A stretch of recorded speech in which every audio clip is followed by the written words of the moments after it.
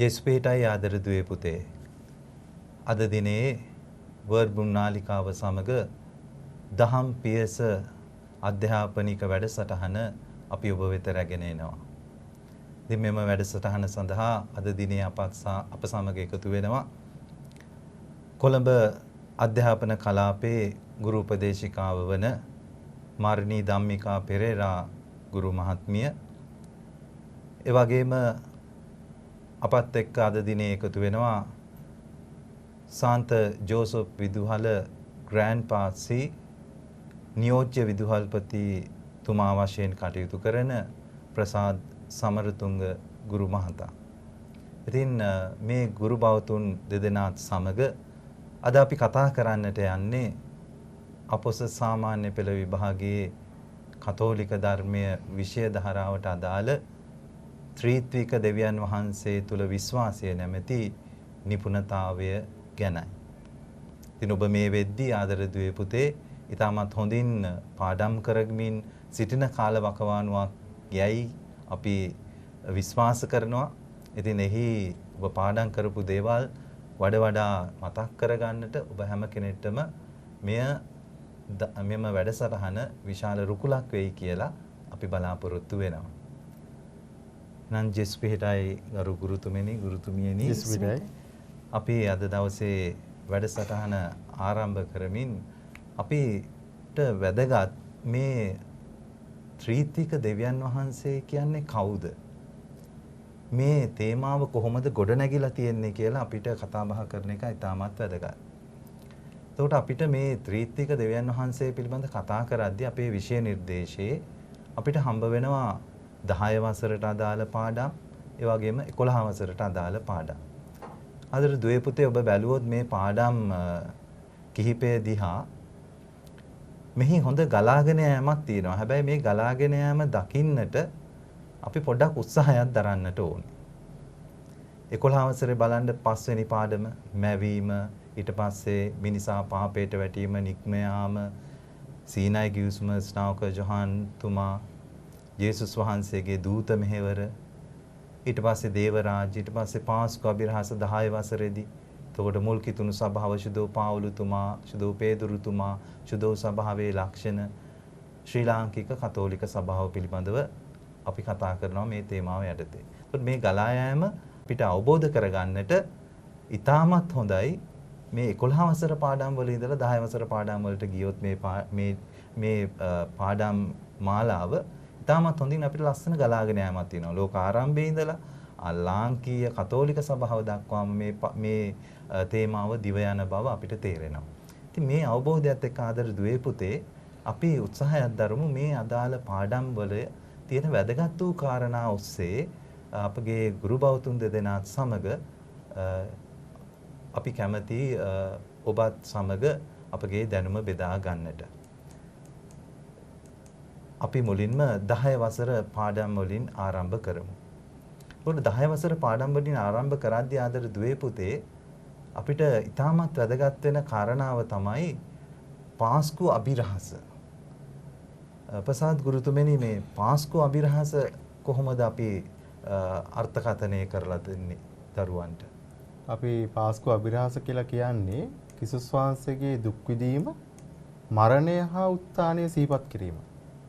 ඒතර මේක අපේ ඊටාම වැදගත් වෙනවා පාස්කු අභිරහස ගැන කතා කරද්දී. මේ දේ අපි හොඳටම දැනගෙන ඉන්න ඕනේ. අපේ විශ්වාසය ගොඩනැගිලා තියෙන්නේ මෙන්න මේ දේ මත.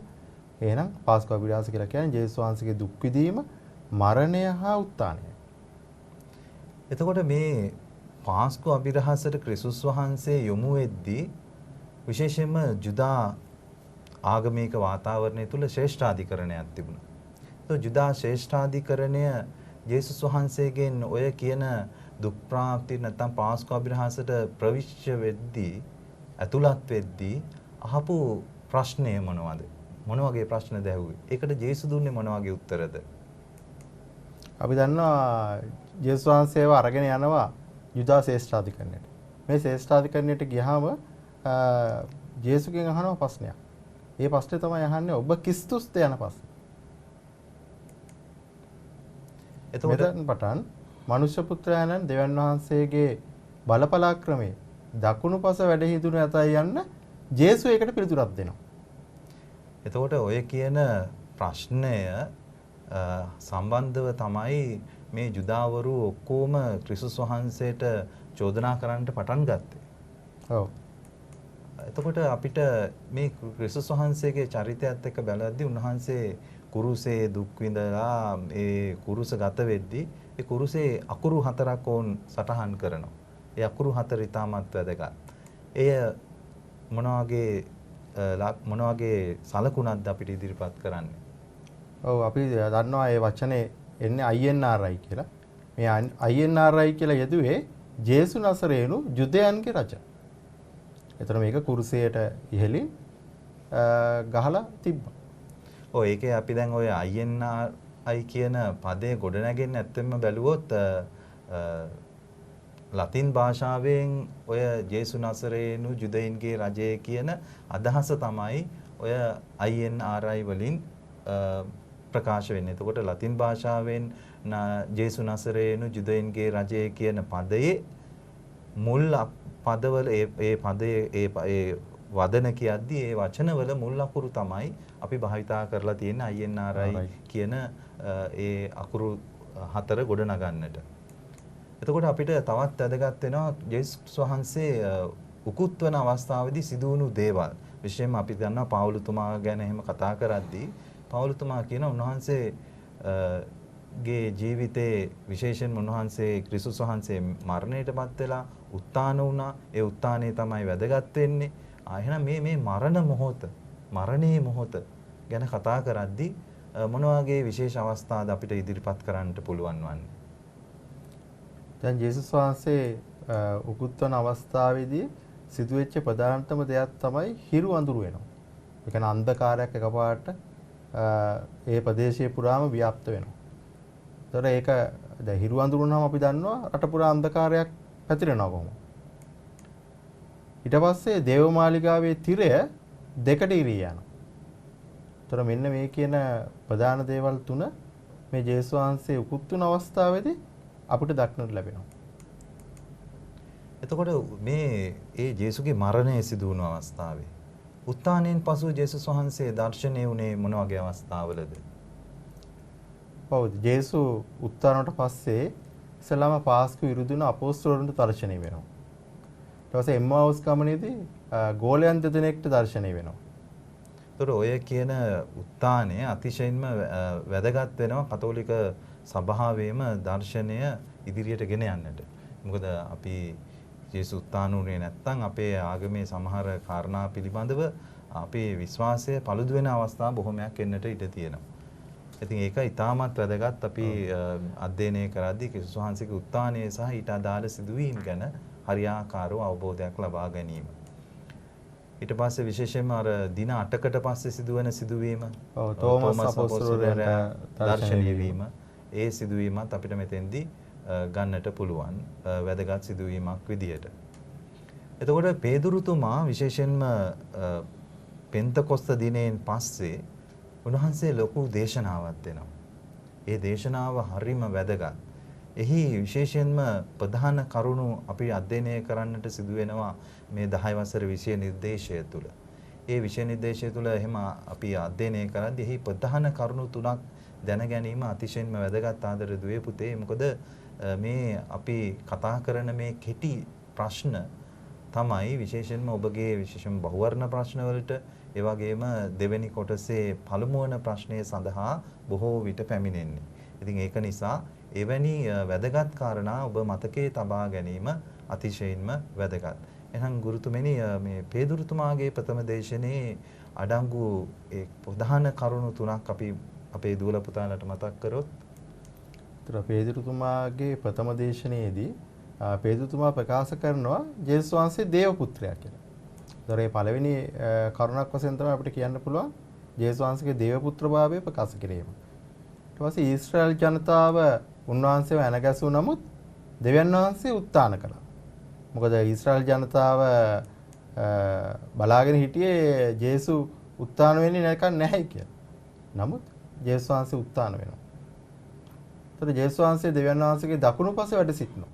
අන්න ඒකත් එයාගේ ප්‍රධාන ඉගැන්වීමක් ජේසුස් වහන්සේ දෙවියන් වහන්සේගේ දකුණුපස වැඩ සිටිනවායි කියන එක. ඔව් එතකොට අද දුවේ පුතේ ඔබ මතක තියාගන්න ඕනේ මේ පේදුරුතුමාගේ ප්‍රථම දේශනේ අඩංගුණු කරුණවලදී වැදගත් වෙනවා ක්‍රිස්තුස් වහන්සේ දේව පුත්‍රයා. එතකොට ඊශ්‍රායල් ජනතාව උන්වහන්සේව ගැසූ නමුත් දෙවියන් වහන්සේ ඔහුව උත්ථාන කරනවා. ජේසුස් වහන්සේ දෙවියන් වහන්සේගෙම දකුණුපසේ ඉන්නවායි කියන මේ විශ්වාසයේ අපේ මූලික කාරණා ටික පේදුරුතුමන් තමන්ගේ දේශනාවේදී ඉදිරිපත් කරනවා. එතකොට මේ දේශනා වලින් පසුව පේදුරුතුමා ක්‍රමක්‍රමයෙන් පේදුරුතුමා සහ අපොස්තුලවරු තමන්ගේ ආගමික වැඩ කටයුතු ක්‍රිස්තුස් වහන්සේගේ ඉගැන්වීම අනුව ඉදිරියට කරගෙන යනවා. එතකොට ජුදා ජාතිකයන්ට පමණක් නෙමෙයි විජාතිකයන්ට ජේසුස් වහන්සේගේ ගැලවීම අයිති බව දක්වන්නට ශුද්ධාත්ම ආගමනයෙන් පසුව පේදුරුතුමා පෙන්වා දෙනවා තමන්ගේ සංඝවල හිටපු අයට මේ ජුදා ජාතිකයන්ට විතරක් නෙමෙයි ක්‍රිස්තුස් වහන්සේගේ ඉගැන්වීම වැදගත් වෙන්නේ. ඒක සමස්ත ජාතියටම වැදගත්. එහෙම ඉදිරිපත් කරපු එක අවස්ථාවක් අපි කතා කරොත් අපිට විශේෂයෙන් ඒතර මේ අවස්ථාවේදී කියන්න පුළුවන් ඒතර ඉතාලි ජාතික කොර්නේලියස් ගේ සිත් හැරීම සහ බෞතිස්මය ලබා දීම. ඒතර මේක විශේෂ සිදුවීමක් අන්‍ය ජාතිකයන්ටත් මේ ජේසුස් වහන්සේගේ ගැලවීම අයිති කියන එක පෙන්වන්න පුළුවන් හොඳම නිදර්ශනය. එතකොට මේ පේදුරුතුමන්ලා සානිකුත් අපොස්තලවරුන් තමන්ගේ ධර්ම දූත කටයුතු කරද්දී ජෙරුසලම සහ ඒ අවට ප්‍රදේශවල පලස්තීනයේ නැත්නම් අපි කිව්වොත් පාවුලුතුමා විශේෂයි මේ අතර. පාවුලුතුමන් මේ විශේෂ පියවරයන් ගත්තා. අපි දකිනවා පාවුලුතුමන් ජුදා ජාතිකයන් ගැන කතා කරනවට වැඩිය එයා ගියා අන්‍ය ජාතිකයන් වෙනුවෙන් ජුදා නොවන අය වෙනුවෙන්. එතකොට එයාට ඒක ලේසියෙන් කරගන්නට පුළුවන් වුණාද? ලේසි වුණේ නැහැ. ඊටාම දුෂ්කරයි. මේ අවස්ථාවේදී ජේසුස් වහන්සේට ගැන දේශනා කරන්න ගියාම අල්ලලා හිරේ දැම්මා. අපි කියනවා හිරගත කරයි කියලා යාව. ඒ වගේම ගල් ගහලා නගරයෙන් පිටතට ඇදලා දැම්මා. ඒතර වේදනාවෙන් උන්වහන්සේ ගත කරා යාව. ඒතර ජුතයන්ගේ විරෝධයට ලක් වුණා. ඒතර මේ වගේ අභියෝග එමටයි. නමුත් අපි අග්‍රගණ්‍ය ධර්මදූතවරයෙක් වශයෙන් තමයි අපි පාවුලුතුමාව හඳුන්වන්නේ. නමුත් පාවුලුතුමා ඒ අභියෝග හමුවේ නිර්භීතව එඩිතරව ඉදිරියට ගමන් කරනවා. ඔව් ඒ වගේම මේ පාවුලුතුමා සිරකරුවෙකු ලෙස රෝමයට ගෙන යනවා. ඒකට විශේෂ හේතුවක් තියෙනවා මේ මොකද පාවුලුතුමාට විශේෂයෙන්ම පුරවැසි භාවයන් පිළිබඳව කතා කරද්දී පාවුලුතුමන්ගේ උන්වහන්සේටත් ditthව පුරවැසි භාවයක් තියෙනවා. ඒක හරි විශේෂයි. ඒක උන්වහන්සේ හරි ලස්සනට භාවිතා කරනවා තමන්ගේ ධර්ම දූත කටයුතු කරන්න. ජේසුස් ගැන අනිත් අයට කතා කරන්නට. ඒකට මේකේ මොකක්ද ඒක ඇත්ත විස්තරය? දැන් මෙතුමාට තියෙනවා රෝම පුරවැසි භාවයක් අපි යාගෙන් උරුම වෙලා තිබ්බා. එතකොට මෙතුමා සුභාරංචියේ දේශනා කරන්න තමයි යටි අරමුණ තියාගන්නේ. මේ දේශනා කිරීමේ අරමුණේ රෝම පුරවැසි භාවය පදනම් කරගෙන රෝම විනිශ්චය ඉල්ලුවා. එහෙනම් මට රෝම විනිශ්චයක් ලබා දෙන්න. ඒ හින්දා මාව රෝමයට ගෙනියන්න කියලා කිව්වා. එතකොට උන්වහන්සේව සිරගත කරන්නට මූලික උන්වහන්සේව අල්ලගත්තේ ජුදා දේශයේදී. එතකොට ජුදා දේශයේ නීති රීති වලට අනුව රෝම පුරවැසියෙකුට නීතිමය ක්‍රියාමාර්ග ගන්නට අමාරුයි. එහෙනම් රෝම පුරවැසියා ගෙනියන්න ඕන රෝමයට. ඒ හේතුව හින්දා තමයි මේ පාවුලුතුමන්ට රෝමයට ගෙන යන්නට පාවුලුතුමාව රෝමයට ගෙන යන්නට සිදු වෙන්නේ. විශේෂයෙන්ම මේ ධර්ම දූත කටයුතු කරන අතර වාරයේ තුරදී. ඒකත් ඉතාමත් වැදගත්. ඒ මොකද එම නිසා තමයි රෝමේදී පහු කාලීනව අපි දකිනවා පාවුලුතුමා ප්‍රාණ පරිත්‍යාගීවරයෙකු වශයෙන් උත් තමන්ගේ ජීවිතය ජේසුස් ක්‍රිස්තුස් වහන්සේ වෙනුවෙන් ඔප්පු කරනවා. එතකොට ක්‍රිස්තුස් වහන්සේ පේදුරුතුමාට තමන්ගේ ධර්ම දූත කටයුත්ත බහර දෙද්දී විශේෂයෙන්ම බහර දෙන්නේ ත්‍රිවිධ කාර්යයක් කරන්නට. ඒ ත්‍රිවිධ කාර්යය හරි වැදගත්. මොනවද ඒ ත්‍රිවිධ කාර්යයන් ගුරුතුමනි? ඔය ඉස්සල්ලාම පේදුතුමාට කියනවා මාගේ බැටළු පැටවුන් පෝෂණය කරන්න. ඒතර ඕගොල්ලෝගේ දුවර පුතාලා වගේ පොඩි අයට අපිට කියනවා බැටළු පැටවුන් කියලා. ඊට පස්සේ කියනවා මාගේ බැටළුවන්ගේ එඩේ රානන්වන්න. ඊට පස්සේ කියනවා මාගේ බැටළුවන් පෝෂණය කරන්න. ඔන්න ඔයි කියන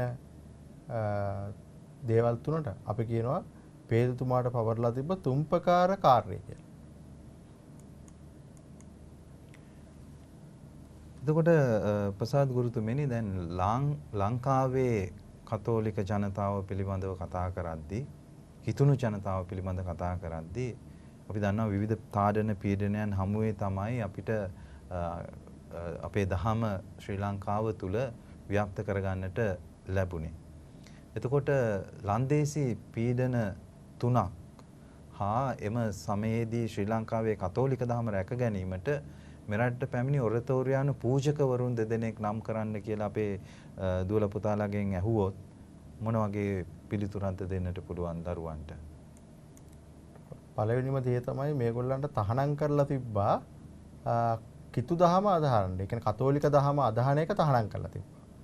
ඒතොර කතෝලික දහම උගන්වන දේශනා කරන වත්පිළිවෙත් සිදු කරන පියතුමෙකුට සේවය කරොත් එයාට අවස්ථාව ලබා දීලා තිබ්බොත් ඒකට දඩුවම් කරන්න තිබ්බා. ඒතොර ඒගොල්ලන්ට තව දඩුවමක් දීලා තිබ්බා. ඒගොල්ලන්ට දැන් අපි හිතමුකෝ කතෝලිකයෝ දැන් ආගම අදහන්න ඕනයි කියලා. ඒකට අවස්ථාව තිබුණේ නැහැ. ඒ අවස්ථාව තිබුණ නැති හින්දා මොකද උනේ?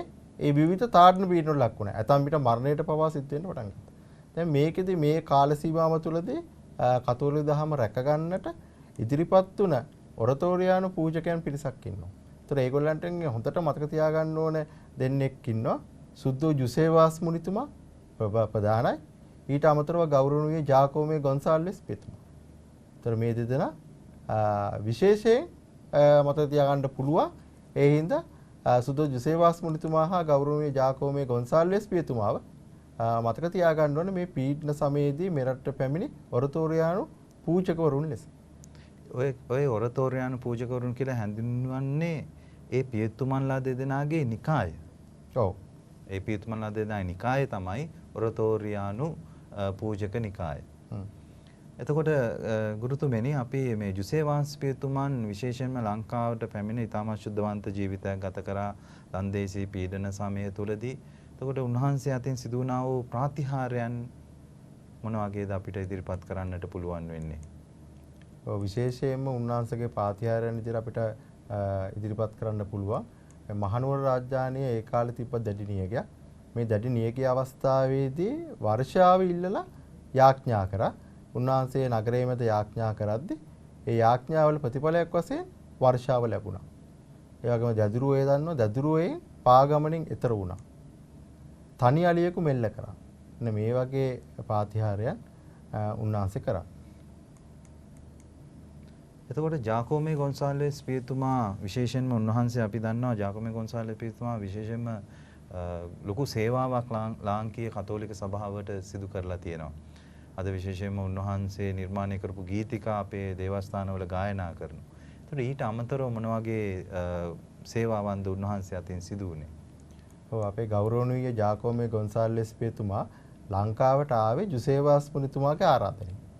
එතුමා ලංකාවට ඇවිල්ලා සිංහල දෙමළ පොත් රාශියක් ලිව්වා. ඒතර ලංකාවට ඇවිල්ලා ඉස්සල්ලාම කරේ මේ භාෂාවන් ඉගෙන ගැනීම. සිංහල භාෂාව ඉගෙනගෙන උන්වහන්සේ සිංහල භාෂාවෙන් හා දෙමළ භාෂාවෙන් පොත් රාශියක් ලියනවා. ඒතර ඒක ප්‍රධාන දෙයක්. දේශීය කිතුණු සාහිත්‍යයක් ගොඩනගනවා. ඒතර මෙතෙක් කල එහෙම එකක් තිබුණේ නැහැ. දේශීය වශයෙන් කිතුණු සාහිත්‍යයක් ගොඩනගනවා. ඒකේ පුරෝගාමියා වෙන්නේ මෙතුමා. නාට්‍ය සංගීතය දියුණු කරනවා.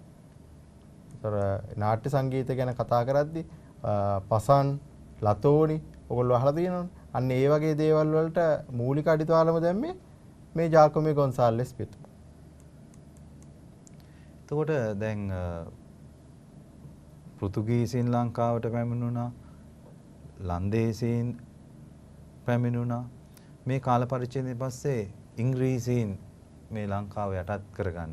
તો ඉංග්‍රීසි කාල පරිච්ඡේදය තුල නැත්නම් යුගයේදී ශ්‍රී ලංකාවට පැමිණුණු ධර්මදූතවරුන් ගැන අපිට සඳහනක් කරොත් මේකෙදි හොඳට මතක තියාගන්න ඕනේ ගොඩක් වෙලාවට පෘතුගීසි යුගයේදී පැමිණි ධම්මදූත කණ්ඩායම් වෙනම තියෙනවා. ලන්දේසි යුගයේදී පැමිණි ධම්මදූත කණ්ඩායම් වෙනම තියෙනවා. ඊට අමතරව දැන් අපි කතා කරන්නේ බ්‍රිතාන්‍ය යුගයේදී. ඒතර බ්‍රිතාන්‍ය යුගයේදී ලංකාවට පැමිණි ධම්මදූත කණ්ඩායම් ගැන කතා කරද්දී අපිට ඉස්සල්ලාම කතා කරන්න පුළුවන් සිල්වෙස්ට්‍රවුන් බෙන්ඩිකානු නිකාය. ඊට අමතරව නිර්මල මරිය නිකාය, ජේසු නිකාය, දෙලාසාල් සොහිරන්ගේ පැවිදි නිකාය, සුද්ධෝ පවුලේ කන්‍යාසෝරියන්ගේ පැවිදි නිකාය. ෆ්‍රැන්සිස්කාන කන්‍යාසෝරියන්ගේ පැවිදි නිකාය. යහපත් දෙරන්ගේ පැවිදි නිකාය. දිලුන්දන්ගේ කුඩා සෝරියන්ගේ පැවිදි නිකාය. අන්න ඒ වගේ පැවිදි නිකායන් රාශියක් මේ බ්‍රිතාන්‍ය යුගයේදී ශ්‍රී ලංකාවට පැමිණි ධම්මදූත නිකායන් විදිහට අපිට හඳුන්වන්න පුළුවන්. ඔව් ගරු ප්‍රසාද් ගුරුතුමා ඊටමත් පැහැදිලිව ඒ ගලාගෙන යාම විශේෂයෙන්ම 10 වසරට අදාළව අපේ විෂය නිර්දේශය තුල තිබෙනා වූ ප්‍රධාන කරුණු කාරණා අදර දුවේ පුතේ ඔබත් එක්ක බෙදාගත්තා. මා කැමැතියි අපගේ ගුරුතුමිය වෙත යොමු වෙන්නට අපගේ මර්ණී ධම්මිකා ගුරුතුමියනි මම කැමතියි ඔබතුමියගෙන් දැනගන්නට මේ 11 වසර විෂය නිර්දේශයට අදාළව අපිට තියෙනවා පාඩම් ගණනාවක් මේ ත්‍රිත්වික දෙවියන් වහන්සේ පිළිබඳව කතා කරන්නට.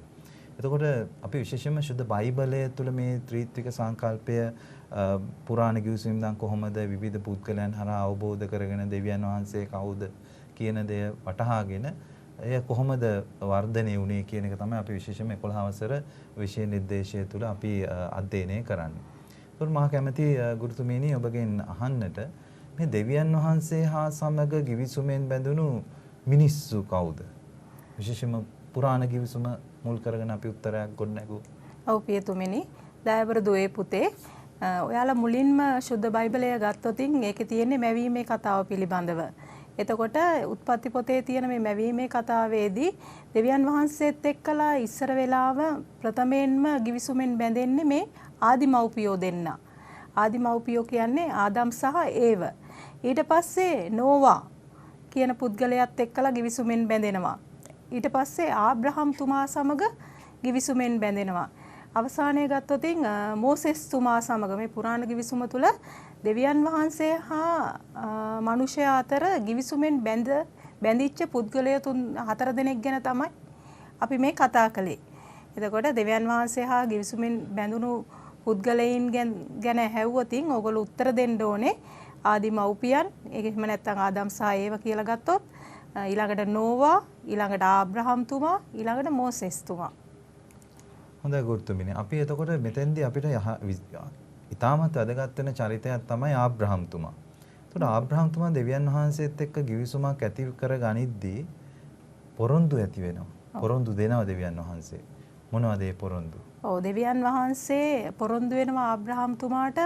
ඒ පොරොන්දු වෙද්දී ආබ්‍රහම් තුමාට එක දරුවෙක්වත් හිටියේ නැහැ. එතකොට දෙවියන් වහන්සේ පොරොන්දු වෙනවා අසංඛ්‍ය වූ දරු පරපුරක් ලබා දෙනවයි කියලා ප්‍රථමයෙන්ම. ඊට පස්සේ දෙවියන් වහන්සේ පොරොන්දු වෙනවා සදහටම හිමිවන දේශයක්. ඒතර මේ පොරොන්දු දෙක තමයි ආබ්‍රහම් තුමාට දෙවියන් වහන්සේ දුන් පොරොන්දු හැටියට අපි සඳහන් කරන්නේ. ඒතකොට ගුරුතුමිනි අපි ඇත්තටම ඊශ්‍රායලයේ ජාතිය දිහා බැලුවහම මේ පොරොන්දු දෙක ඒගොල්ලන්ගේ ජීවිතේ ගලාගෙන යෑමත් එක්ක දෙවියන් වහන්සේ ඉටු කරන බව තමයි අපිට බයිබලයේ තුල ප්‍රකාශ වෙන්නේ. දකින්න ලැබෙන්නේ නේද? එහෙමයි පියතුමනි. ඒ කියන්නේ අර පොරොන්දු දේශය කරා ගිය ඊශ්‍රායල් කියන සෙනග තමයි මේ ආබ්‍රහම් තුමාට දෙවියන් වහන්සේ පොරොන්දු වෙච්ච සෙනග. ඒතකොට සදාටම හිමි වෙන දේශය කියලා එතනදී සඳහන් කරන්නේ කානාන් දේශය වුන්ට ලබා දීම. එතකොට උත්පත්ති පොත අපි විශේෂයෙන්ම අවධානය කරද්දී අපි දන්නවා උත්පත්ති පොත අපිට කොටස් දෙකකට බෙදන්නට පුළුවන්. ප්‍රාග් ඓතිහාසික යුගයට අයිති පළවෙනි පරිච්ඡේද 11, එතකොට 12 වෙනි පරිච්ඡේදය ඉඳන් 50 වෙනි පරිච්ඡේදය දක්වා ඉතිහාසාත්මක දත්ත හම්බ වෙන කොටස කියලා අපි වර්ගීකරණයක් කරන්න පුළුවන්. එතකොට මේ ප්‍රාග් ඓතිහාසික යුගයේ කොටසේ අපිට හම්බ වෙනවා මැවීමේ කතා පුවත්. එහි මේ මැවීමේ කතා පුවත් දෙකක් තියෙන්නට හේතුවක් විදිහට අපි දකිනවා මොකද්ද මේ සම්ප්‍රදායන් ගොඩනැගිලා තිබීම. එතකොට මේ මැවීමේ කතා පුවත් දෙක අයත් වෙන සම්ප්‍රදායන් මොනවද ගුරුතුමියනි? ඔව්, මැවීමේ කතා පුවත් දෙකක් සඳහන් වෙන්නේ සම්ප්‍රදායන් දෙකක් තුල මේ මැවීමේ කතා පුවත් දෙක ලියවිච්ච නිසායි. ඒතර පළවෙනි මැවීමේ කතාව දයාවර දුවේ පුතේ පූජක සම්ප්‍රදායට අයත් වෙනවා. ඊළඟට දෙවනි මැවීමේ කතාව යාවේ සම්ප්‍රදායට අයත් වෙනවා.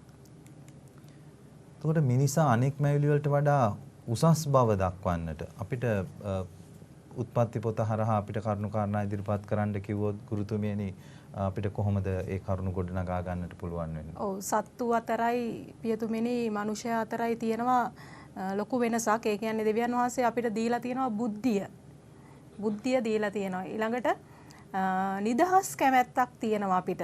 ඊළඟට අමරණීයත්වයක් තියෙනවා. මේ කාරණා තුන තමයි අනෙක් මැවිලි වලට වැඩිය මිනිසයා උතුම් කියලා අපිට හඟවන කාරණා තුන. එතකොට අපි දකිනවා මේ ප්‍රාග්ධ යුගයේ උත්පත්ති පොතේ නෝවා විශේෂයෙන්ම දෙවියන් වහන්සේ තෝරා ගැනීමකට ලක් කරන පුද්ගලයෙක්. ඊට හේතු තියනවාද? ඔව්, නෝවාව දෙවියන් වහන්සේ තෝරගන්නේ ඔහු සද්ගුණවත් මිනිසෙක් කියලා දෙවියන් වහන්සේ හඳුනා ගන්නවා. ඔහුගේ පරම්පරාවේ නිදොස් මිනිසා ඔහු කියලා හඳුනා ගන්නවා. ඊළඟට දෙවියන් වහන්සේ සමග ඔහු සුහදත්වයෙන් හැසිරීම. මොකද නෝවා කියන පුද්ගලයාව දෙවියන් වහන්සේ හඳුනාගත්තේ මේ ආකාර තුනට. එතකොට දැන් අපි දකිනවා නෝවා ඊට පස්සේ ආබ්‍රහම්ගෙන් පස්සේ විශේෂයෙන්ම ඊසාක්ගෙන් පස්සේ ජාකොබ්ට බිරිඳෑවරු 4 දෙනෙකුගෙන් දරුවන් 12 දෙනෙකු සිටිනවා. ඒකට අපි නම් කරන්න කිව්වොත් දරුවෝ 4 දෙනෙක් වගේ. ඔව් පියතුමනි, ඊට ඉස්සර වෙලා අපි ගත්තොත් මේ ආබ්‍රහම්, ඊසක්, ජාකොබ් කියන්නේ ආදි පිතෘවරු 3 දෙනා. එතකොට මේ දැන් අවසාන ආදි පිතෘවරයා හැටියට තමයි ජාකොබ් තුමාව ගන්නෙ. ඒතකොට 12 දෙනෙක් ඉන්නවා. අපි මේ 12 දෙනාම බැලුවොත් රූබන්, ලෙවි, ජුදා, සිමියොන්, ජෝසප්, ඉස්සාකාර්, සාබුලොන්, නප්තලි, දාන්, ගාද්, අෂේර්, බෙන්ජමින් කියන 12 දෙනාගෙන් 4 දෙනෙක් කිව්වහම ඉතින් ඔයගලන්ට 4 දෙනෙක්ගේ නම් සඳහන් කරගන්න පුළුවන් වෙනවා. අපි ඊශ්‍රායල් ජනයාව විශේෂයෙන්ම දැන් මිසරයට යන්නට සිදු වෙනවා. විශේෂයෙන්ම අර ජෝසප් විශාල වැඩ කටයුත්තක් කරනවා මිසරය තුල, විශේෂයෙන්ම ගබඩා නගර ඉදි කරලා ඒ දේවල් තුල ඔහුට ලොකු ප්‍රසාදයක් ලැබෙනවා. නමුත් අපි නික්මයාම පොතේ ආරම්භ වෙද්දී අපිට දකිනවා ජෝසප් ගැන කිසිම තොරතුරක් දන්නේ නැති කෙනෙකු මේ මිසරේ රජවීම නිසා ඊශ්‍රායල් ජාතිකයන්ට මිසරේදී මොකද වෙන්නේ? පීඩාවන් විඳින්නට සිදු වෙනවා. එතකොට මොන වගේ පීඩාවන්ටද ඔවුන්ට මුහුණ දෙන්නට තිබුණේ? ඔව් පියතුමනි, දයාබර දුවේ පුතේ, මේ ඊශ්‍රායල් ජනතාවට මිසරේදී පීඩාවන් කීපයකට මුහුණ දෙන්න සිදු වුණා. ඒ කියන්නේ මේ ජනතාවව කුඹල් කර්මාන්තය සඳහා යෙදෙව්වා. ඊට පස්සේ ගඩොල් කර්මාන්තය සඳහා යෙදෙව්වා. ඊළඟට කෘෂි කර්මාන්තය සඳහා. ඊළඟට තව ගත්තොතින් අපිට කියන්න පුළුවන් ගබඩා නගර දෙකක් ඉදිකරන්න මේගොල්ලන්ව යොදවගත්තා. ඒ කියන්නේ පීතොම් හා රම්සෙස් කියන ගබඩා නගර ඉදි කිරීමටත් මේගොල්ලන්ව යොදවගත්තා. එතකොට ඊශ්‍රායලි ජනතාවගේ වර්ධනය දැන් ඔය මොන පීඩාවන් ආවත් වර්ධනය සීමා කරන්නට, මර්ධනය කරන්නට මේ මිසර ජාතිකයින්ට හැකි වුණේ නැහැ. ඒ සඳහා ගත්ත පියවර ගැන අපි කතා කරොත් දයාබර දුවේ පුතේ, ඔබලා දන්නවා දැන් ඉස්සර වෙලාම මේගොල්ලන්ට වහල් සේවාවන් වලට මේගොල්ලෝ යටත් වුණා. ඒ විතරක් නෙමෙයි, ඊට පස්සේ මේගොල්ලන්ට බර වැඩ මේගොල්ලන්ගෙන් මේ ඊශ්‍රායල් ජාතියෙන් බර වැඩ ගත්තා. මොකද ජනගහනය එන්නෙම ශීඝ්‍ර වෙනවා. මිසර ජාතියට වැඩිය පියතුමිනි ඊශ්‍රායල් ජාතිය වර්ධනය වෙන්න පටන් ගත්තා. ඉතින් ඒ නිසා බර වැඩ ගත්තා. ඊළඟට උපදින විට පිරිමි දරුවන් උපදිද්දිම මරා දැම්මා. නේ? ඒ අවස්ථාවක් තියෙනවා. මොකද වින්නබු මාතාවන්ට කිව්වා මේගොල්ලන්ව උපදිද්දිම පිරිමි දරුවෙක් කියලා දැනගත්තොත් මරා දාන්න කියලා. ඉතින් ඊට පස්සේ ඊළඟට ඒක හරි ගියෙත් නැතිකොට මේ ඊශ්‍රායල් ජනතාව ඒ දරුවන්ව පිරිමි දරුවන්ව නයිල් ගඟට වීසි කළා. ඒතොර ඒ විදියට අවස්ථා 3කදී මේ මර්ධනය කරන්න පියවර ගත්තා. එතකොට දැන් විශේෂයෙන්ම මිසරේ ඉඳිද්දී ඊශ්‍රායල් ජනතාව දෙවියන් වහන්සේගේ ආදරය ඊශ්‍රායල් ජනතාව අත්දැක්කා. ඒතොර ඒ අත්දැක්ක හොඳම අවස්ථාවක් තමයි මේ මිසර ජාතීන් මත තමයි වසංගත එන්නට පටන් ගත්තේ. අපි වසංගත කීයක් තිබුණාද ගුරුතුමියනි? වසංගත 10ක් තියෙනවා පියතුමනි. දැන් මේ වසංගත ගත්තොතින් මිසර ජනතාවව මෝසෙස් තුමා පොරොන්දු දේශය කරා යාමට පාරාවෝ ඉඩ දුන්නේ නැහැ. ඒ ඉඩ දුන්නේ නැති හේතුව උඩ තමයි මේ දෙවියන් වහන්සේ මෝසෙස් එක්කලා එකතු වෙලා මේ වසංගත 10ක් එව්වේ. එතකොට මේ වසංගත ගත්තොත් වතුර ලේ බවට පත් වීම තමයි පළවෙනිම වසංගතය කළේ. දෙවෙනි එක තමයි මැඩි උවදුර. තුන්වෙනි එක කිනිතුළු උවදුර. හතරවෙනි එක මැසි උවදුර. පස්වෙනි එක ගව සම්පත් වෙනසීම. හයවෙනි එක ගව උවදුර, ගඩු උවදුර. හත්වෙනි එක ගල් වර්ෂාව. අටවෙනි එක පළඟැටි උවදුර. නවවෙනි එක ගණඳුර. දහවෙනි එක කුළුඳුලන් ඝාතනය කිරීම. අර අපි ඕක මතක තියාගන්න කෙටි ක්‍රමයක් කියනවා පියතුමෙනි. වමෑ කිමැසි ගව ගඩු ගල් පළඟන කුළු කියලා. එතකොට අනුපිළිවෙල අපිට මතක තියාගන්න පුළුවන් වෙනවා. ඒ මොකද බහුවර්ණ ප්‍රශ්නකට පියතුමෙනි මේක කලවම් කරලා එව්වොත් එතකොට දරුවෝ දැනගන්න ඕන අනුපිළිවෙල මොකක්ද කියලා. ඒතර වැදගත්ම දේ අනුපිළිවෙල අපි මතක තියාගන්න එක. එතකොට ගුරුතුමියනි දැන් මේ විශේෂයෙන්ම මේ ශුද්ධ බයිබලයේ නික්මයාම පොතේ මේ මෝසෙස් කියන චරිතය හරි වැදගත්. මෝසෙස් මේ ඊශ්‍රායල් ජනතාව අරගෙන යනවා පොරොන්දු දේශයේ කරා. මේ යන ගමනේදී මෝසෙස් අත්දකිනවා දෙවියන් වහන්සේව. මේ දෙවියන් වහන්සේව අත්දැකීමේදී අපි කියනවා මේ අත්දැකීම දිව්‍ය සංරක්ෂණය කියලා. ඉතින් ආදර දුවේ පුතේ අද දිනේ අපි කතා කරන මේ තේමාවේ ප්‍රධාන කරුණ තමයි ත්‍රිත්වික දෙවියන් වහන්සේ. මේ ත්‍රිත්වික දෙවියන් වහන්සේ ගැන කතා කරද්දී මේ දෙවියන් වහන්සේව අත්දකින ආකාරය හරි වැදගත්. එතකොට ඒකෙදි අපි දකිනවා මේ දිව්‍ය සංරක්ෂණය ඊශ්‍රායල් ජනතාව අත්දකින්නේ කොයි වෙලේද? අන්න එතන තමයි ඔවුන් ත්‍රිත්වික දෙවියන් වහන්සේව අත්දකින්නේ. එතකොට මේ ඊශ්‍රායල් ජනතාව පොරොන්දු දේශය කරා යද්දී දිව්‍ය සංරක්ෂණය අද්දුටු අවස්ථාවන් මොනවද ගුරුතුමියනි? ඔව් පියතුමිනි අපි ඉස්සර වෙලා බලමු මේ දිව්‍ය සංරක්ෂණය කියන්නේ මොකක්ද? නේ? දිව්‍ය සංරක්ෂණය කියන්නේ දයාබර දුවේ පුතේ දෙවියන් වහන්සේ මිනිසයාට දක්වන ආදරය හා ආරක්ෂාව. එහෙම නැත්නම් ආදරය හා රැකවරණය. ඒතකොට මේ ඊශ්‍රායල් ජනතාව පොරොන්දු දේශය කරා යන ගමන තුලදී දෙවියන් වහන්සේගේ ආදරය හා ආරක්ෂාව අත්දැක්ක අවස්ථා තමයි මේ දිව්‍ය සංරක්ෂණයෙන් අහන්නේ. ඒතකොට මුහුද තරණය කිරීම. ඊළඟට දහවල් කාලයේදී වලාකුලක් මෙන්ද රාත්‍රී කාලයේදී ගිනි ටැඹක් ලෙසද මඟ පෙන්වීම සිදු වුණා. තව මස්සා මෙරීබා හා මාරා කියන ස්ථානවලදී බීමට ජලය ලබා දුන්නා. ඊළඟට ආහාර පිණිස වටුවන් හා මන්නා භෝජනය ලබා දෙනවා. ඒතර ඒ කියන කාරණා අපිට දකින්න පුළුවන් දිව්‍ය සංරක්ෂණයේ අද්දුටු අවස්ථාවන් ලෙස. එතකොට අපි දැන් නවගිවිසුමට ආවොත් ඔය සිදුවීම් වලින් පස්සේ ස්නාවක ජොහන් තුමා හරි වැදගත්.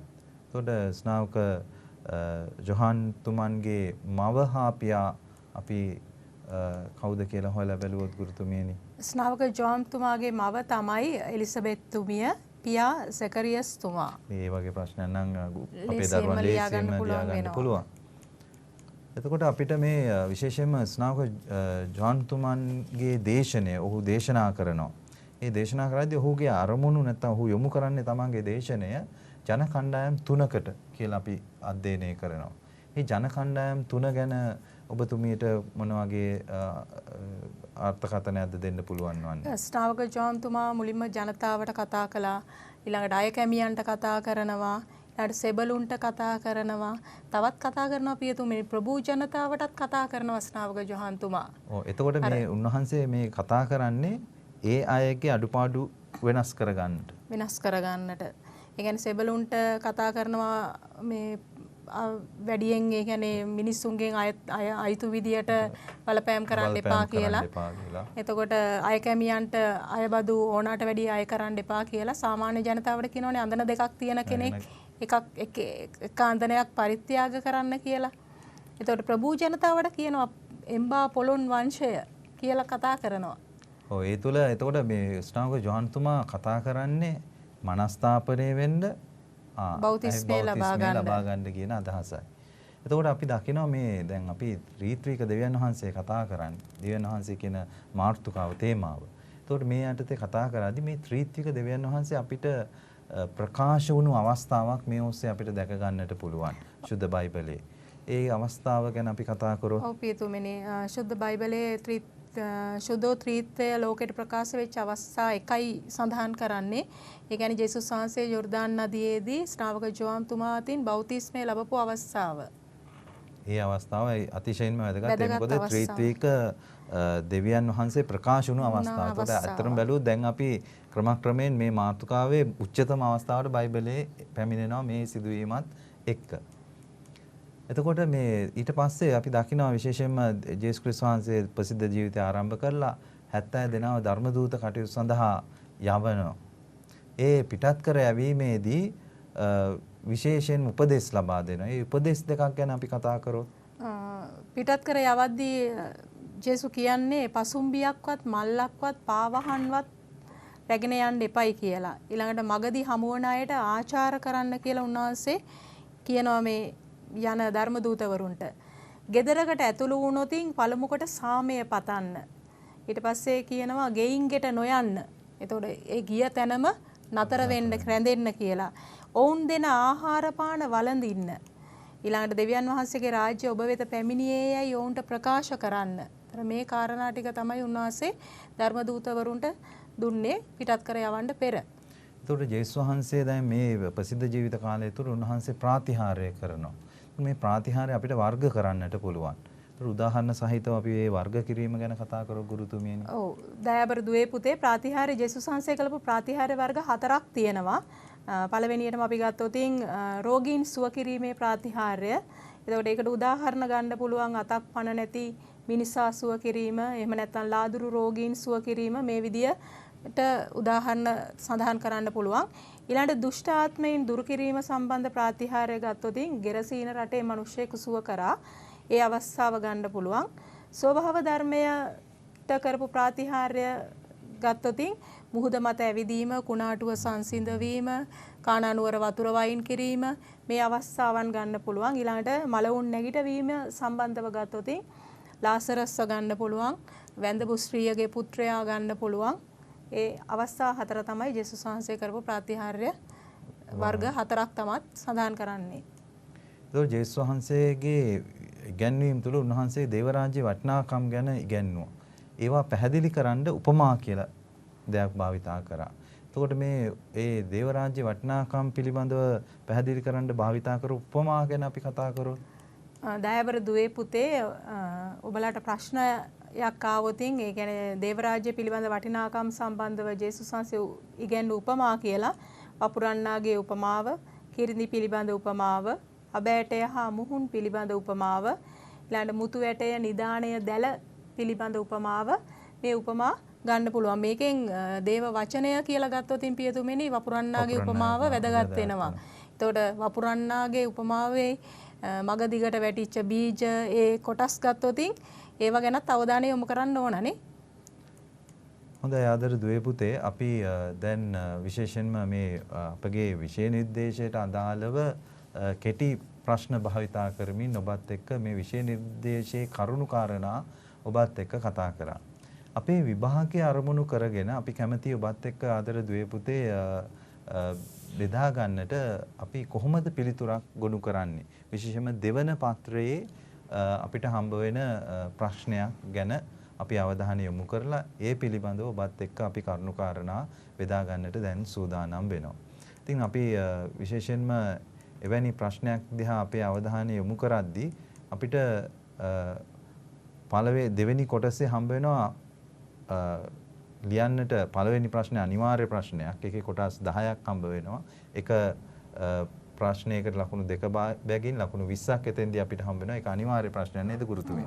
ඔව්. ඊට පස්සේ අපිට හම්බ වෙනවා ඊතුරු ප්‍රශ්න 6න් 4කට පිළිතුරු ලියන්නට. ඔව්. එතකොට ඒ අවස්ථාවේදී අපිට කොටස් 3කට තමයි මේ ප්‍රශ්නේ ගොඩ නැගෙන්නේ. එතකොට පළවෙනි ප්‍රශ්නෙට ඒ පළවෙනි කොටසට ලකුණු 2යි, දෙවෙනි කොටසට ලකුණු 3යි, ඊළඟ කොටසට ලකුණු 5යි. එතකොට අපි මෙම ප්‍රශ්නය අපි උපයෝගී කරගෙන අපි උත්සාහ කරනවා ඔබත් එක්ක මේ ප්‍රශ්නයකට කොහොමද පිළිතුරු සපයන්නේ. එතකොට අපි ගත්තොත් එවැනි ප්‍රශ්නයක් විශේෂයෙන් පළවෙනි කොටස පෘතුගීසින් පැමිණීමට පෙර මෙරට කිතුණුවන් සිටි බවට සාක්ෂි දෙකක් ඉදිරිපත් කරන්න. එතකොට එවැනි එකට කොහොමද අපි ඒකට උත්තරයක් ලබා දෙන්නේ? අපිට ඒ වගේ ප්‍රශ්නයක් ආවොත් අපිට ලියන්න පුළුවන් ක්‍රිස්තු වර්ෂ 6 වෙනි සියවසේදී දේශ ගවේෂකයෙක් හිටියා කොස්මොස් කියලා. මේ කොස්මොස් කියන පුද්ගලයා ටොපෝග්‍රැෆියා ක්‍රිස්තියානා කියලා කෘතියක් ලියනවා. ඒ කෘතියේ ශ්‍රී ලංකාවේ කිතුණුවන් සිටි බව සඳහන් කරනවා. ඒ වගේම පුරාවිද්‍යා ගවේෂණ කටයුතු වලදී සොයා ගන්නවා 1912 දී කුරුසයක්. මේ කුරුසය හම්බෙන්නේ අනුරාධපුරයේ කැණීම් වලදී ගලක් කෙටුව කුරුසයක් හම්බ වෙනවා. ඒ කුරුසය අනුවත් අපිට කියන්න පුළුවන් මේ අනුරාධපුර යුගයේදී මේ ක්‍රිස්තියානි හිටියයි කියලා. ඔව්. එතකොට එම එවැනි ප්‍රශ්නයක දෙවෙනි කොටස විදිහට අපිට අහන්න පුළුවන් සුදු ජුසේවාස් මුනිදුන්ගේ උපන් දිනය හා එතුමාගේ දෙමව්පියන්ගේ නම් ලියන්න. එවැනි ප්‍රශ්නයට ගුරුතුමනි කොහොමද අපි පිළිතුර ගොඩනගන්නේ? පියතුමනි ජුසේවාස් මුනිතුමාගේ උපන් දිනය හැටියට ගන්නේ ක්‍රිස්තු වර්ෂ 1651 අප්‍රේල් මාසේ 21 වෙනිදා. ජුසේවාස් පියතුමාගේ පියා තමයි ක්‍රිස්ටෝප වාස් කියන කෙනා මව මරියා මිරෙන්ඩා කියලා හඳුන්වනවා. පියතුමනි දැන් මේකේ තුන්වෙනි කොටසක් තියෙනවානේ. දැන් ගොඩක් වෙලාවට ළමයි තුන්වෙනි කොටසක් තමයි ලකුණු අඩුවෙන්ම ගන්න දුවල පුතාලා. ඒ මොකද ඒකට ජීවිතයෙන් ලියන්න තියෙන ප්‍රශ්නයක් කරනවා. ඒතකොට මේකෙද අපිට කියන්න පුළුවන් මේ වගේ ප්‍රශ්නයක් ආවොත් සුද්ධෝ ජුසේවාස් මුනිතුන්ගේ ජීවිත ආදර්ශයෙන් පාසල් ශිෂ්‍යයන්ට වන ඔබට ගත හැකි ආදර්ශයන් 5ක් විස්තර කරන්න කිව්ව. මොන වගේ පිළිතුරක්ද ලියන්න පුළුවන්? ඔව් ආදර දුවේ පුතේ අපි මේවැනි ප්‍රශ්නයකට උත්තර ලියද්දී මේ ප්‍රශ්නේ කරුණක් ගොඩනගා ගනිද්දී අපි හිතන්නට ඕන විදිහක් තියෙනවා. පළමු දේ තමයි මෙහි න්‍යායාත්මක පැතිකඩක් අපි දෙන්නට ඕනේ. ඒ කියන්නේ විෂය නිර්දේශයට අදාළ මේ ප්‍රශ්නයෙන් අහලා තියෙන දෙයක් අපි ඉදිරිපත් කිරීම අතිශයින්ම වැදගත්. ඊට පස්සේ ඒක ප්‍රායෝගිකව අපේ ජීවිතේ නැත්නම් වෙන කෙනෙකුගේ ජීවිතය තුළ කොහොමද ක්‍රියාත්මක වෙන්නේ කියන එක අපි සටහන් කිරීම ඉතාමත් වැදගත්. ඒකට මේකට අර ලොකු විස්තරات අපි බලාපොරොත්තු වෙන්නේ නැහැ නේද ගුරුතුමියනි? අර රෝල් 4කින් 5කින් ඒ කාරණාව පැහැදිලි කරන්න පුළුවන් නම් ඉතාමත් හොඳයි. හැබැයි ඒකේ අපිට පැතිකඩයන් දෙක අවශ්‍යයි. න්‍යායාත්මක පැත්තේ දැන් අපි දැන් මෙතන අපේ ගුරුතුමාගේ වගේ ජුසේවාස් මුනිදුන්ගේ ජීවිතය තුළ මොනවද අපිට ආදර්ශයට ගන්නට පුළුවන් කාරණා. ඒතකොට අපි බැලුවොත් විශේෂයෙන්ම උන්වහන්සේගේ මේ ශ්‍රී ලංකා ආගමනය තුළ උන්වහන්සේගේ ජාතිය දේශය අතහැර දමලා ලංකාවේ ධර්මදූත කටයුතු කරන්න සිදු වුණා. ලොකු පරිත්‍යාගයක් කැපකිරීමක් සිදු කරන්න සිදු වුණා. ඒක තමයි අපි දකින්නේ න්‍යායාත්මක කරුණ විදියට. ඒතකොට ඒකේ ප්‍රායෝගික පැත්ත. දැන් අපෙන් අහනවා ඔබට ගත හැකි ආදර්ශයන්. ඒතකොට අපි හිතන්නට ඕනේ ආදර දුවේ පුතේ මම පාසල් ශිෂ්‍යයෙක් ශිෂ්‍යාවක් විදිහට මට මොනවද කරන්න පුළුවන්? ජුසේවාස් මුනිතුමා තමන්ගේ දේශීය ජාතිය කැප කරලා ආවන ලංකාවට ධර්ම දූතයෙකු වශයෙන් මම මගේ ජීවිතය තුළ කොහොමද ධර්ම දූත කටයුතු කරන්නේ? මට කැපකිරීම කරන්නට පුළුවන්ද? ඒකට අපිට ඒක ගොඩනගා ගන්න පුළුවන් ප්‍රායෝගිකව පාසල් ශිෂ්‍යයෙකු ශිෂ්‍යාවක වශයෙන් අපද ජීවිතයේ කැපකිරීම කරමින් කතෝලික ධර්ම ජීවත් කරවීමට ආදර්ශය ජුසේවාස් මුනිදුන්ගෙන් මාහට ලබාගත හැක කියලා. ඒ වගේම අපිට තවත් කරුණක් ගොඩනගා ගන්න පුළුවන් ජුසේවාස් මුනිතුමා තම ධර්ම දූත කටයුතු වලදී දේශීය භාෂාවන් හදාරලා ධර්මයේ ප්‍රචාරය කරන්නට කටයුතු කරා. එහෙනම් අපිත් පාසල් ශිෂ්‍යාවන් වශයෙන් අපේ සමාජයේ අපි ජීවත් වෙද්දී විවිධ භාෂා කතා කරන ජාතීන් ඉන්නවා. එතකොට ඒ අයත් එක්ක අපි සාමූහිකව කටයුතු කරන්නට ඕනේ. එතකොට ඒ අයගේ භාෂාවන් අගය කරන්නට ඕනේ. අපේ ශ්‍රී ලාංකීය භාෂාව දමිළ භාෂාව අගය කරපු හින්දා තමයි උන්වහන්සේව ඉගෙනගෙන ඒ ජනතාවට ධර්මයේ ප්‍රචාරය කරේ. එහෙනම් ඒ අනිත් භාෂාවන්ට ජාතින්ට ගරු කිරීමේ ඒ ආදර්ශය උතුම් ආදර්ශය ජුසේවාස් මුනිතුමා අපිට ලබා දීලා තියෙනවා. ඒකට බලන්න ආදර දුවේ පුතේ අර පැතිකඩයන් දෙක. ඒ වගේම අපිට තියෙනවා ජුසේවාස් පියතුමා ගැන කතා කරද්දී උන්වහන්සේ තමන්ගේ ධර්මදූත කටයුතු කරද්දී ගිහි නායක නායිකාවන් තෝරාපත් කරගෙන තමන් එක සභාවක් ගොඩනගලා අනිත් තැනට යද්දී ගිහි නායක නායිකාවන්ට අවස්ථාව දුන්නා. විශේෂයෙන් මොහොප්පු, අන්නාවේ, සංක්‍රිස්තියන් යන ඒ අයට දුන්නා තමන්ගේ වත්පිළිවෙත් කිරීමේ අවස්ථාව. එතකොට ඒක ධර්මදූත කාර්යාවේ ඉදිරියට කරගෙන යන්න ලොකු පිටුවහලක්. එතකොට අපි පාසල් දරුවෝ විදිහට අපි කතෝලික වෙන්නට පුළුවන්, කතෝලික නොවන වෙනත් ආගමික දරුවන් සමග වෙන්නට පුළුවන්. සහයෝගයෙන් හැම කෙනත් එක්කම වැඩ කටයුතු බෙදා හදාගෙන සහෝදරත්වයෙන් යුතුව කටයුතු කරන්න ඕනේ කියන ආදර්ශය ජුසේවාස් පියතුමා අපිට ලබා දීලා තියෙනවා. ඒ වගේම අපි බැලුවොත් ජුසේවාස් මුනිදුන් ඊටම සරල ජීවිත රටාවක් නේ. අර ජෝන් කියන එයාගේ සහායකයාත් එක්ක අර පූජාවේ තියෙන බඩු මල්ලයි ඒ තියෙන ටිකයි අරගෙන ඊටම සරල ජීවිතයක් ගත කරේ උන්වහන්සේ. තැනින් තැනට ගියා. එහෙනම් එතකොට දැන් අපි අද වර්තමානයේ දරුවෝ විදිහට ආදර දුවේ පුතේ අපි කොහොමද ජීවිතේ ගොඩනගා ගන්නෙ? ආදර්ශයක් ගන්නෙ කොහොමද ජුසේවාස් මුනිදුන්ගෙන්? පාෂා ශිෂ්‍ය ශිෂ්‍යාවන් වශයෙන් අපි ලෞකික දේ පසුපස්සේ යන්නේ නැතුව අම්මාගෙන් අර කෝණේ මේක දෝනේ කියලා ඉල්ලන්නේ නැතුව අපිට සරල ජීවිතයකට ආදර්ශ කවුද දීලා තියෙන්නේ? ජුසේවාස් මුනිදුන් දීලා තියෙනවා. ඒ වගේම අපිට පුළුවන් ජුසේවාස් මුනිදුන් මහනුවර රාජධානියේ ඉඳිද්දි වසූරිය රෝගීන්ට අපෝපස්ථාන කරලා අසරණයන්ට පිහිට වුණා. මේ අසරණයන්ට පිහිටවීමේ ආදර්ශය උන්වහන්සේ ලබා දුන්නා. උන්වහන්සේ පිටරටකින් ආවා ලංකාවේ අසරණ අයට උදව් කරා. එහෙනම් අද අපි ශිෂ්‍ය ශිෂ්‍යාවන් වශයෙන් අසරණ රෝගීන් වෙත දයාව අනුකම්පාව දක්වන්නට අපිත් පෙළඹෙන්නට ඕනේ. මගේ පන්තියේ මාත් එකට වාඩි වෙලා ඉන්න කෙනාව මට අතහැරලා දාන්න බෑ. එයාට ලෙඩක් දුකක් තියෙනවා නම් මන් ළඟ තියෙනවා නම් පෙන්ඩෝල් පෙත්තක් ඒක දීලා එයාට සහනයක් සලසන්නට මම පෙළඹෙන්නට ඕනේ. ඒ ආදර්ශය අපිට ජුසේවාස් මුනිදුන්ගේ චරිතය තුල ලැබිලා තියෙනවා. එහෙනම් ආදර දුවේ පුතේ ඔය ආකාරයට ඔබ අර පස්වෙනි ලකුණු 5ක් ලබා දෙන දෙවන කොටසේ තුන්වෙනි කොට ප්‍රශ්නයට හරි වැදගත් ප්‍රශ්නයට උත්තර ලියන එක. ඒ සඳහා අර පියවර දෙක අනුගමනය කරන්න න්‍යායාත්මක පැතිකඩ දෙන්න. ඒ වගේම ඒකේ ප්‍රායෝගික පැතිකඩ ඉදිරිපත් කරන්න. ඉතින් දයාවර දුවේ පුතේ අපි හිතනවා අපි මෙම සාකච්ඡාව මෙම ඉදිරිපත් කිරීම තුළ ඔබගේ දැනුම වැඩි වර්ධනය වෙන්නට ඇති විශේෂයෙන්ම ප්‍රශ්න කොහොමද මේ විෂය නිර්දේශයට අදාළව ඔබගෙන් අසන්නේ කියන එක පිළිබඳව ඔබට අවබෝධ වෙන්නට ඇති කියලා අපි බලාපොරොත්තු වෙනවා. ඉතින් දයාවර දුවේ පුතේ විශේෂයෙන්ම මා කැමති මේ අවස්ථාවේදී ස්තුති වන්නට අපගේ වර්බුම් රූපවාහිනී ආයතනයට අපිට මේ අවස්ථාව ලබා දීම සම්බන්ධයෙන් ඒ වගේම විශේෂයෙන්ම කොළඹ අධ්‍යාපන කලාපේ ගුරු උපදේශිකාව වන මරිනි ධම්මිකා මහත්මියටත් ඒ වගේම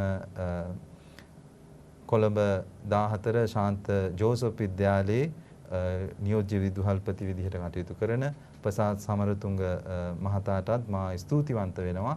ඔබගේ දැනුම මේ දරුවන් සමග විශේෂයෙන්ම 2019 සාමාන්‍ය පෙළ විභාගයට මුහුණ දෙන දරුවන් සමග බෙදා ගන්නට අප හා සමග එකතු වීම සම්බන්ධයෙන්. එහෙනම් ආදර දුවේ පුතේ අපි හැම කෙනෙක්ම ඔබට ජය ප්‍රාර්ථනා කරනවා. අපගේ මේ වැඩසටහනේ ඔබ දැනුම ලබාගෙන ඔබගේ විභාගයේ කඩයිම ඉතාමත් හොඳින් සාර්ථකව දේවාශිර්වාදයේ තුල